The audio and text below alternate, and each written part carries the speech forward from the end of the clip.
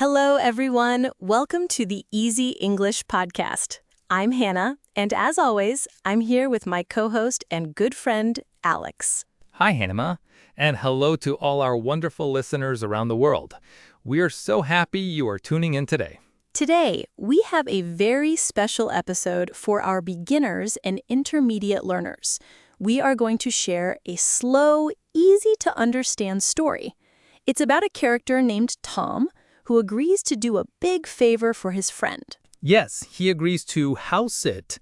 That is our first key phrase for today. Hannah, can you explain what house sitting means? Of course. To house sit means to stay in or look after someone's home while they are away on a trip. You make sure the house is safe, you collect the mail, and sometimes you do a few chores. Exactly. For example, you might say, my sister is going to Hawaii, so I'm going to house sit for her next week. It is a very nice thing to do for a friend. It really is. But in our story today, Tom runs into a bit of trouble. He is supposed to water his friend's plants and feed his friend's pet fish. But oh dear, Tom is a very busy and a very forgetful person. Oh no, forgetful is a great word to know. If you are forgetful, you often do not remember things. You forget where you put your keys, or you forget to do your tasks. Like me sometimes. I can be quite forgetful. But Tom takes it to a new level. He forgets to water the plants and feed the fish on the correct days. This creates a lot of stress for him. Yes, we will listen to how Tom manages that stress, how he tries to buy replacements, and how he finally confesses his mistake to his friend. It is a story with a lot of everyday vocabulary. Before we start the story, let's look at some important words you will hear. This will help you understand everything much better. Alex, what is the first word? The first word is watering. To water plants means to pour water on them so they can grow and stay alive. For example, don't forget to water the roses in the garden every morning. Perfect. And our second keyword is pet fish. A pet is an animal you keep at home for company, like a dog or a cat. A pet fish lives in a water tank, which we call an aquarium. Yes, and to feed means to give food to an animal or a person. So, to feed the fish means to put fish food into the water. We also have the word replacement. A replacement is something you buy or get to take the place of something that was lost, broken, or in this case, damaged. For example, I broke my favorite coffee mug, so I need to buy a replacement. And finally, we have the word confess. To confess means to admit that you did something wrong, to tell the truth about a mistake. It can be hard to do, but it is always the best choice. Now that we know our key words, are you ready to hear the story of Tom? Let's begin. We will speak slowly so you can follow along easily. Once upon a time, there was a young man named Tom. Tom had a very good friend named Sarah. Sarah was going away on a vacation to Italy for 1 whole week. She was very excited, but she was also worried about her beautiful apartment, her green plants, and her little goldfish named Goldie. So Sarah asked Tom, "Can you please house sit for me? You just need to come to my apartment every 2 days. You need to water the plants in the living room, and you need to feed Goldie." Tom smiled and said, "Of course, Sarah. I can do that easily. Do not worry at all. Enjoy your trip." Sarah thanked Tom and gave him the keys to her apartment. On Monday morning, Sarah left for the airport. Tom felt very responsible. He went to Sarah's apartment on Monday afternoon. Everything was quiet and clean. He looked at the plants. They were green and healthy. He looked at Goldie the fish. Goldie was swimming happily. Tom gave Goldie some fish food. He also watered the plants. He thought to himself, "This is so simple. I am the best house sitter in the world." But on Tuesday, Tom had a very busy day at work. He worked for 10 hours. He was so tired when he got home that he just ate dinner and went to sleep. He forgot all about the apartment. And on Wednesday, it was the same. Tom had to help his mother move some furniture, He was busy all day. He completely forgot that Wednesday was the day he was supposed to visit Sarah's apartment again. Thursday came and went.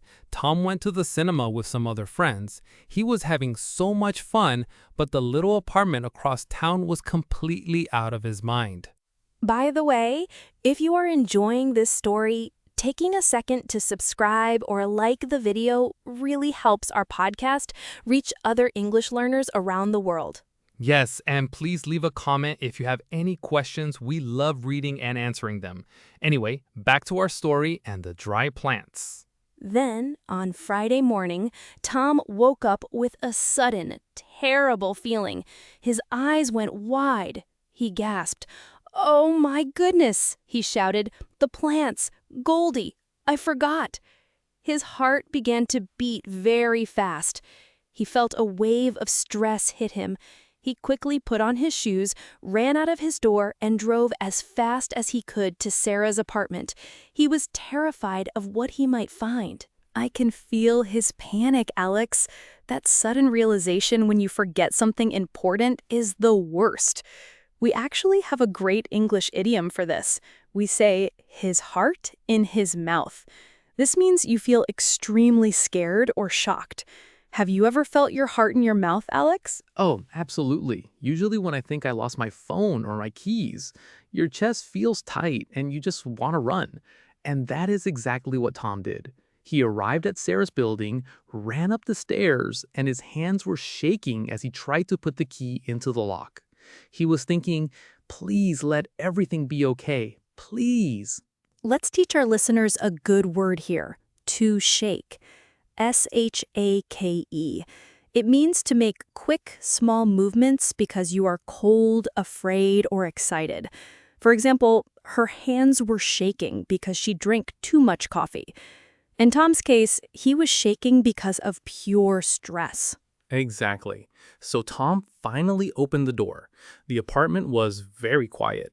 He walked into the living room and his eyes went straight to the window where the plants were. Hannah, it was not a good sight. Oh no! What did they look like? Were they dead? Well, they were not dead yet, but they looked very sad. The green leaves were drooping. Some of the leaves on the small fern had turned yellow and dry. To droop means to bend down because you are weak or tired. Plants droop when they do not have enough water. For example, the flowers in the vase started to droop after 5 days. Ah, yes. Drooping plants can sometimes be saved with a little water. But what about the fish? What about Goldie? That is the real danger. Plants can be dry, but a fish needs constant care. Tom was almost afraid to look. He slowly walked over to the kitchen counter where the fishbowl was. He peered inside.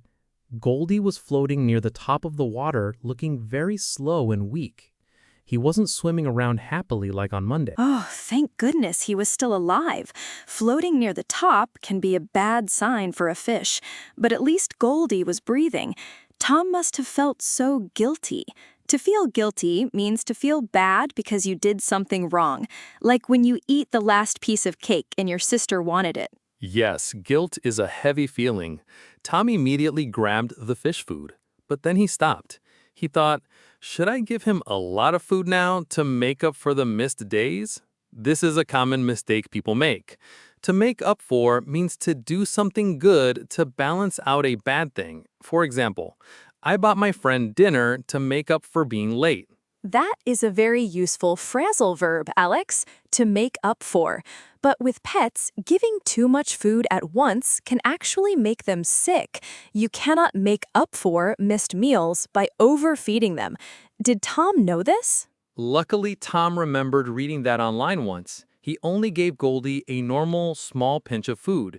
Then he quickly grabbed the watering can and poured water into all the plant pots. He did it very carefully, hoping they would drink the water and stand up straight again. He was trying to fix his mistakes, but the stress was still there. He couldn't just leave and forget about it again. Sarah was coming home on Sunday afternoon. That gave Tom only 2 days to make sure everything looked perfect. Yes, Friday and Saturday. On Saturday morning, Tom came back to check. The plants looked a little bit better, but one small plant, a beautiful purple flower that Sarah loved, was completely brown. It was dead. There was no saving it. Oh no, not the favorite flower. What did Tom do? Did he panic again? He did. He sat on the floor and put his head in his hands. He thought, Sarah will be so angry with me. She trusted me. But then he had an idea. It was a bit of a sneaky idea. He decided to go to the local garden center. Ah, a replacement. To replace means to put a new thing in the place of an old or broken one. For example, my phone screen broke, so I had to replace it. He wanted to replace the dead plant with a new one that looked exactly the same. But is that honest, Alex? Well, it is a bit dishonest, but Tom was desperate. Desperate means needing help very much or feeling hopeless. For example, he was desperate for a job because he had no money. So Tom drove to the garden store. He spent an hour looking for the exact same purple flower. Did he find it? Garden stores have so many different types of plants. It can be hard to find a perfect match. He was very lucky. He found one. It was the same size, the same color, and had the same green leaves. He bought it immediately. It was a bit expensive, but Tom didn't care. He just wanted to fix his mistake.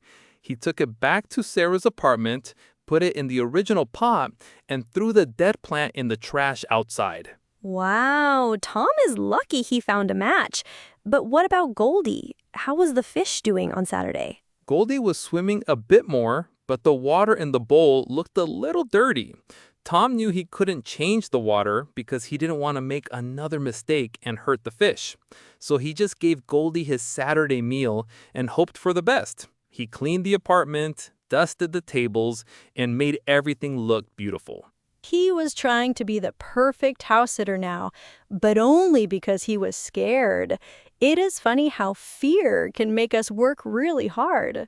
But then came Sunday, the day of Sarah's return. Yes, Sunday arrived. Sarah texted Tom saying she was landing at the airport and would be home in 2 hours. Tom went to the apartment to do one last check. The new plant looked amazing. The other plants were looking green and healthy again. Goldie was swimming around. Everything looked perfect. But Tom still had a secret. He knew he had replaced the plant. He knew he had forgotten his duties for 3 whole days. Should he tell her the truth? Or should he pretend nothing happened? This is a big moral question. If he says nothing, Sarah might never know. But if she finds out later, she will be much angrier. What would you do, Hannah? I would tell the truth. Honesty is always the best policy. It builds trust. If you lie and get caught, it is much worse. I agree. And Tom decided to do the same. He waited in the apartment until he heard Sarah's key in the door. My heart would be beating so fast. Imagine standing there, waiting for the door to open, knowing you have a big confession to make. When you confess to something, it means you admit that you did something wrong. It is not an easy thing to do. Exactly. Confessing takes courage. Courage is the strength to face something difficult or scary.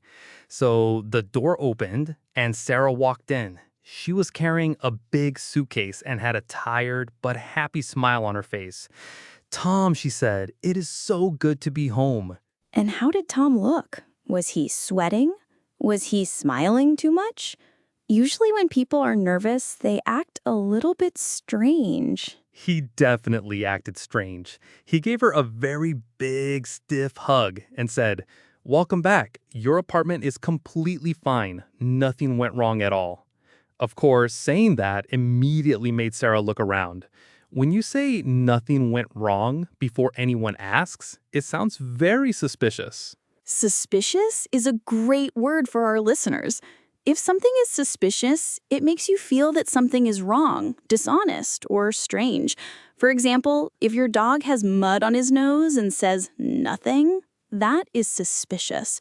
You know he was digging in the garden. Exactly. So Sarah looked around. Her eyes went first to the kitchen, then to the living room. She looked at the shelf where her special green plant lived.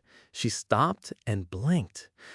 Tom, she said, did you water this plant? Oh no! Did she notice it was a different plant already, even though Tom spent so much time finding a similar one? She did. She walked closer to the shelf and touched the leaves. She said, this is very strange. Before I left, this plant had a small yellow spot on one leaf. I was a bit worried about it, but now it is completely green and perfect. In fact, it looks slightly taller. This is where Tom had to make his choice. This is the moment of truth. Did he try to make an excuse? Like, oh, I used a magic fertilizer. Or maybe it loved my singing. He wanted to. He almost said that he played classical music for the plant every day. But then he looked at Sarah, who was his good friend, and he felt a warm wave of guilt. Guilt is that bad feeling you get in your stomach when you know you did something wrong. So he took a deep breath and said, Sarah, I have a confession to make. I am so sorry, but I forgot to water your plant for the first 3 days. Wow, he actually said it. Good job, Tom. It is so hard to say those words. I am sorry. I forgot. What did Sarah say? Was she angry? She looked surprised. She asked, but if you forgot, why do the plants look so healthy now? And why is this one different? Tom explained everything. He told her about the dry soil, the droopy leaves, and the sad brown plant on the shelf. He explained how he panicked, ran to the garden center, spent his own money to buy a replacement, and spent hours making sure everything looked right. That is a very honest explanation. He did not try to hide his mistake. He explained the whole story, including how much effort he made to fix it. That is very important when you apologize. An apology is when you say you are sorry for doing something wrong. But did he also tell her about the fish, Goldie? He did. He said, and that is not all. I also forgot to feed Goldie for 3 days. When I realized, I thought she was sleeping too much, so I fed her, and now she's swimming fine. But I felt terrible because I was not responsible. Oh, poor Tom. He really laid all his cards on the table. That is a nice idiom, to lay your cards on the table. It means to be completely honest and not hide any secrets. How did Sarah react to the whole story? Sarah stood there for a moment in silence. Tom was holding his breath, waiting for her to yell at him or tell him to leave. But then she started to giggle. The giggle turned into a laugh, and soon she was laughing really hard. She laughed? That is amazing. Why was she laughing? Did she think the new plant was funny? She said, Tom, first of all, thank you for being honest. But second, I have a secret to tell you too. That plant you replaced, it was actually a fake plastic plant. Can you believe it? What? The plant was fake? But Tom said it was brown and dying. Well, the fake plant was just very old and dusty. It looked a bit brownish because it had a lot of dust on it. Sarah had not cleaned it in a long time. When Tom saw it in the dark apartment, he thought it was a real dying plant. He actually bought a real living plant to replace a dusty plastic one. That is hilarious. No wonder the soil was dry. There was no soil, just plastic pot filler. Oh, Tom must have felt so silly, but also incredibly relieved. Relieved means feeling happy because something unpleasant or stressful has stopped or did not happen. Exactly. He was so relieved. He started laughing too. They both laughed until their stomachs hurt. Sarah told him she was really touched that he went to so much trouble and spent his own money to fix his mistake. She said, "You are a true friend, Tom. Most people would just pretend nothing happened or throw the plan away. You actually tried to fix it." That is a beautiful end to the story. It shows that even when we make mistakes, being honest and taking responsibility can actually bring us closer to our friends. Instead of being angry, Sarah trusted Tom even more because she knew he would tell her the truth, even when it was difficult. Yes, their friendship became stronger because of it, and Sarah got a nice new, real plant to keep. But she did say one more thing to him before he left. Oh, what was that? Did she give him some advice for the future? She smiled and said, Tom, I love you as a friend, but next time I go on vacation, I think I will hire a professional pet sitter. That is a very wise decision by Sarah. I think I would do the same. Sometimes it is better to leave these important tasks to the professionals to save everyone from extra stress. But what a wonderful, heartwarming story, Alex. It really shows us that honesty is always the best policy. It is a lesson we can all use in our daily lives. It really is. In English, when we say honesty is the best policy, we mean that telling the truth is always the smartest and most correct thing to do, even if it is difficult or embarrassing. Tom could have easily lied or hidden the truth, but his honesty saved the day and saved his friendship. And you know, Alex, this story is full of great English phrases that our listeners can use in their own lives, especially when they need to make a confession or say sorry to someone they care about. Shall we look at some of those phrases now? That is an excellent idea, Hannah. Let's start with the word confession. A confession is when you admit that you did something wrong, bad, or embarrassing. For example, you can say, I have a confession to make. It is a very polite and gentle way to start a difficult conversation. Hannah, how would you use that in a sentence? Well, I could say, I have a confession to make. I ate the last slice of chocolate cake in the fridge. It prepares the other person for some news that might make them a little bit sad or angry, but it shows you are ready to be honest. It sounds much better than just staying silent or pretending you know nothing about the cake. Exactly. It takes courage to say that. Another useful phrase from the story is to take responsibility. This means to accept that you are the person who caused the problem, and you are ready to face the consequences or fix it. For example, Tom decided to take full responsibility for the dry plants. Yes, taking responsibility is a sign of maturity. When we make a mistake, we should not blame other people or make excuses. We shouldn't say, oh, the weather was too hot, or the fish didn't look hungry. We should just say, it was my fault, and I take full responsibility. It is a very powerful phrase. It really is. And once you take responsibility, the next step is usually to apologize. In English, we have different ways of saying sorry. We can say, I am so sorry, but to make it stronger, we can say, I apologize from the bottom of my heart, or I am deeply sorry for my mistake. Those are beautiful phrases, Alex. From the bottom of my heart means you are incredibly sincere.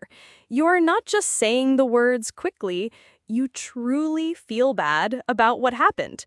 For example, I apologize from the bottom of my heart for forgetting our meeting yesterday. Perfect example. And then after apologizing, we often want to ask how we can make things better. We want to show that we want to repair the damage. A great question for this is, how can I make it up to you? Hannah, can you explain what make it up to someone means? Yes, to make it up to someone means to do something good to replace the bad thing you did. It is like balancing the scales of friendship again. For example, if I cancel our lunch plans at the last minute, I might say, I am so sorry I cannot come today. Let me buy you dinner next week to make it up to you. That is a great way to use it. It shows that you value the friendship and want to put effort into keeping it strong. Tom tried to make it up to Sarah by buying a new plant and a new fish even before she returned. He didn't just say sorry and do nothing. He took action. And that action spoke louder than words. That is another nice English idiom. Actions speak louder than words. It means what you do is much more important than what you say. Tom's actions showed Sarah that he truly cared, even if he was a bit clumsy and forgetful at the beginning. I love that idiom. It fits the story so perfectly. So let's review the main vocabulary and phrases we learned today. To house it, to check on something, to take responsibility, to have a confession to make, to apologize from the bottom of one's heart, and to make it up to someone. These are incredibly useful phrases for anyone learning English. They help you navigate difficult social situations with grace and honesty. And remember, everyone makes mistakes. The important thing is how we handle them. If you ever find yourself in a situation like Tom, just breathe, be honest, and try your best to make it up to your friend. That is wonderful advice to end on, Hannah. Well, that brings us to the end of today's episode. Thank you so much for listening to Easy English Podcast, and we hope you enjoyed Tom's house-sitting adventure as much as we did. Practice these phrases this week, be honest with your friends, and we will see you in the next episode.